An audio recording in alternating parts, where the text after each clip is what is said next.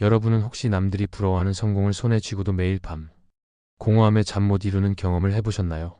저는 연봉 8천만 원의 펀드 매니저였지만 숫자로만 가득한 삶에 질식할 것 같았습니다. 그런 제게 운명을 바꾼 순간이 찾아왔어요. 야근을 마치고 집으로 향하던 길, 작은 골목에서 만난 한 줄기 향기가 제 인생을 완전히 뒤바꿔 놓았거든요. 오늘 여러분께 들려드릴 이야기는 단순한 성공담이 아닙니다.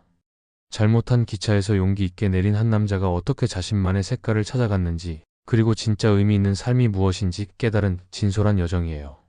혹시 지금 여러분도 어딘가 길을 잃은 것 같다면 이 이야기가 작은 용기가 되어드릴 거예요. 이런 진심 어린 이야기들을 계속 나누고 싶으니 구독 버튼도 눌러주시고 공감되신다면 좋아요로 응원해주세요.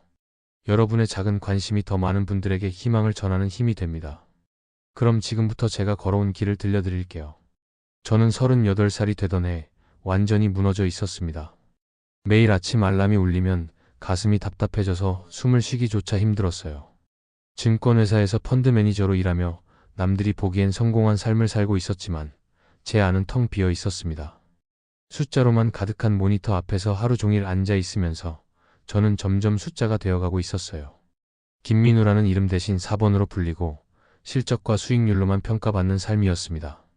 그러던 어느 금요일 저녁, 또다시 야근을 마치고 집으로 향하던 중이었어요. 지하철역 근처에서 이상한 향기가 코끝을 스쳤습니다. 달콤하면서도 고소한 뭔가 그리운 냄새였어요. 발걸음이 저절로 그 향기를 따라갔고 작은 골목 끝에서 희미한 불빛이 새어나오는 카페를 발견했습니다. 문을 열자마자 따뜻한 공기가 제 얼굴을 감쌌어요. 카페 안은 아늑했고 구석에서는 머리가 하얀 할아버지 한 분이 커피 원두를 볶고 계셨습니다. 로스팅 머신에서 나오는 소리와 향기, 그리고 할아버지의 집중하는 모습이 묘하게 제 마음을 진정시켰습니다.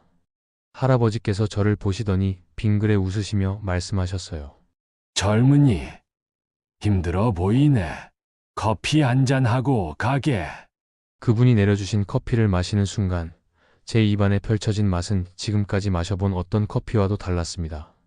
쓰면서도 달콤하고 복잡하면서도 조화로운 그 맛에 눈물이 핑 돌았어요. 왜 우세요? 할아버지가 조용히 물으셨습니다. 저는 그동안 억눌러 왔던 모든 것들을 쏟아냈어요. 의미 없는 숫자들, 경쟁만 있고 사람은 없는 직장, 그리고 제가 누구인지조차 모르겠다는 절망감까지. 할아버지는 조용히 들으시더니 이렇게 말씀하셨습니다. 젊은이, 나도 예전에는 대기업에서 일했네. 그때는 매출이 전부인 줄 알았지. 하지만 진짜 중요한 건 그 숫자 뒤에 숨은 의미야. 이 커피도 마찬가지지. 원두 하나하나에는 농부의 손길, 햇살, 비, 그리고 시간이 담겨 있어. 그걸 느끼며 로스팅하면 전혀 다른 맛이 나온다네. 그날 이후 저는 퇴근 후마다 그 카페에 들렀습니다. 할아버지는 박 사장님이셨고 젊은 시절 무역회사를 운영하시다가 40 후반에 모든 걸 정리하고 이 작은 카페를 시작하셨다고 했어요. 저는 박 사장님 옆에서 원두 볶는 법을 조금씩 배우기 시작했습니다. 처음 로스팅 머신 앞에 섰을 때의 떨림을 아직도 기억해요. 원두들이 열을 받으며 변해가는 소리, 색깔의 변화, 그리고 시시각각 달라지는 향기. 모든 감각을 집중해서 그 순간을 놓치지 않으려 했습니다.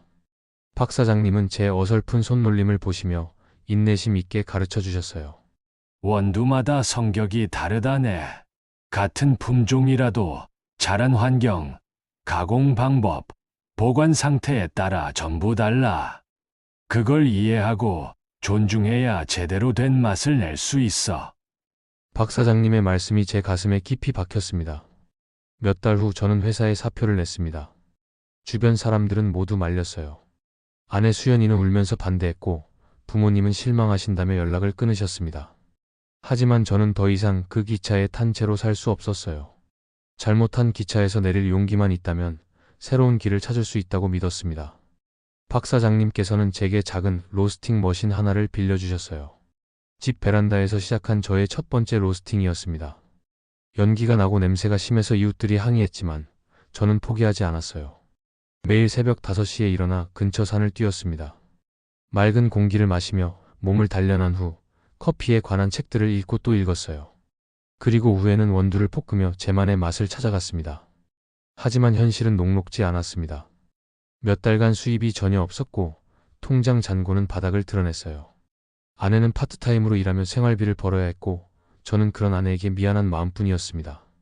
어느 날 밤 수연이가 지쳐서 울고 있는 모습을 보며 저는 다시 취직을 해야 하나 고민했어요. 그때 박 사장님께서 제게 기회를 주셨습니다. 카페에서 아르바이트를 하면서 손님들에게 제가 볶은 커피를 내드릴 수 있게 해주신 거예요.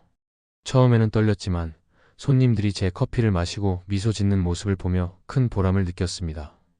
특히 기억에 남는 손님이 있어요. 매일 아침 출근 전에 들르시는 간호사 선생님이었는데 어느 날 제게 이렇게 말씀하셨어요. 사장님, 이 커피 마시면 하루가 달라져요. 뭔가 따뜻한 마음으로 환자들을 돌볼 수 있게 되더라고요. 그 한마디에 제 눈에서 눈물이 흘렀습니다. 제가 만든 커피가 누군가의 하루에 의미를 더해주고 있다는 걸 깨달은 순간이었어요. 그 후로 저는 더욱 정성을 들여 커피를 볶았습니다. 원두 하나하나에 담긴 이야기를 생각하며 그것을 마실 사람의 하루를 상상하며 로스팅했어요.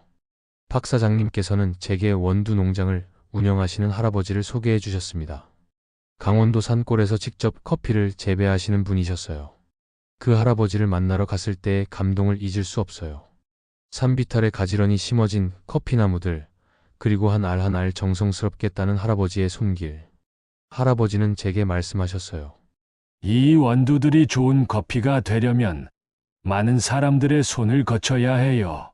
농부, 가공업자, 운송업자, 로스터, 바리스타까지. 모두가 정성을 다해야 한 잔의 완벽한 커피가 나오는 거지요. 그 순간 저는 깨달았습니다. 제가 만드는 커피는 저 혼자만의 작품이 아니라는 것을요. 햇살과 비를 머금고 자란 원두, 그것을 키워낸 농부의 손길, 가공하고 운반한 모든 사람들의 노력, 그리고 로스팅 머신을 만든 기술자들까지 수많은 관계들이 얽혀서 만들어낸 합작품이었습니다. 이제 저는 매일 아침 산을 뛰며 감사의 마음을 되새깁니다. 오늘도 커피를 볶을 수 있게 해준 모든 것들에게요. 전기를 공급해주는 발전소 직원들, 깨끗한 물을 만들어주는 정수장 사람들, 그리고 제 커피를 마셔주는 소중한 손님들까지. 지금 제 작은 로스터리는 동네에서 꽤 유명해졌어요.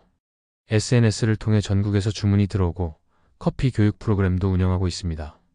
무엇보다 수연이가 다시 웃음을 되찾았고 저희는 곧 둘째 아이를 가질 예정이에요. 어제 박 사장님께서 제게 이런 말씀을 하셨어요. 민우야, 내가 찾은 건 단순히 직업이 아니라 너만의 색깔이야. 그 색깔로 세상을 물들여가는 거지. 그 말씀을 들으며 저는 제가 얼마나 많은 것을 배웠는지 깨달았습니다. 여러분, 저는 이제 확신을 가지고 말씀드릴 수 있습니다. 우리 삶에서 가장 중요한 것은 숫자가 아니라 그 숫자에 담긴 의미입니다. 매출이 중요한 게 아니라 그 매출로 누구를 행복하게 할 수 있는지가 중요한 거예요. 성공도 혼자 이루는 것이 아니라 수많은 관계들이 만들어내는 합작품입니다. 그러니 항상 감사한 마음을 갖고 나를 도와주는 모든 존재들을 소중히 여기세요. 그리고 무엇보다 여러분만의 고유한 색깔을 찾으세요.